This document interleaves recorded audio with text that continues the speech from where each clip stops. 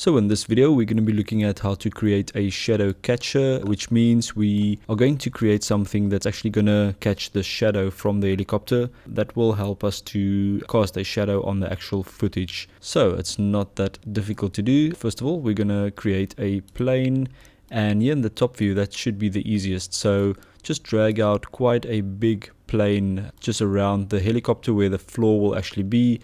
And then obviously make sure that the helicopter is right on that plane. So if you're using the left viewport, you can see that the helicopter is sitting nicely on that plane. So that should be fine. Just very importantly, make sure that it's big enough to cover the area where you want to cast that shadow. Okay, next we're going to open the material editor. So press M on your keyboard.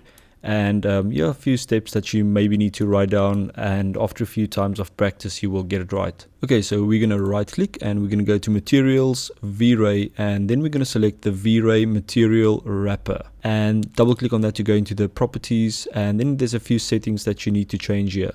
So first of all, we're going to start with alpha contribution, and we're going to change that to -1. And then we're also going to tick matte surface, this one next to it. And then we're also going to tick shadows here at the bottom.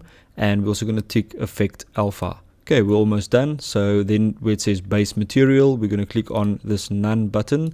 And then we're going to expand V-Ray. So just click on the plus next to V-Ray. And then you're going to scroll down and double click on V-Ray material.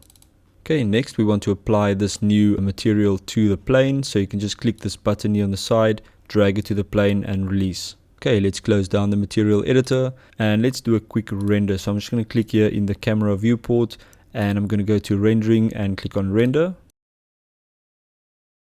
Okay, so the render is looking good, and if we zoom in here, you can see something going on here, but it's not really that clear.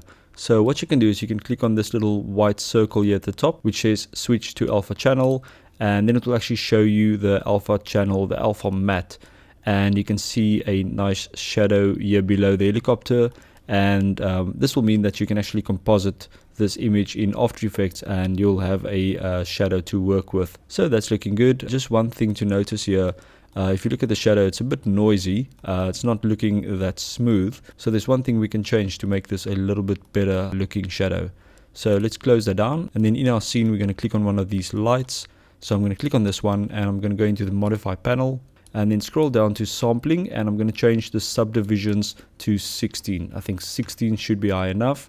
And then I'm going to do the same to the other light. So I'm going to click on it and change that one's subdivisions to 16 as well. Cool, let's do a quick test render. So I'm going to click in the camera viewport, rendering, render. Okay, there you go. You can see the shadow is looking a little bit softer, so that's quite nice. And remember, in the lighting video I spoke about how to get your shadows to look either softer or harder, to increase the size of your light or to decrease it. So if you make the light smaller and brighter, the shadows will be harder. And if you make the light a little bit bigger and just reduce the intensity, you'll get something soft like this. So you can play around with those settings as well and try and match the shadows in your scene as close as possible. So I will see you guys in the next video.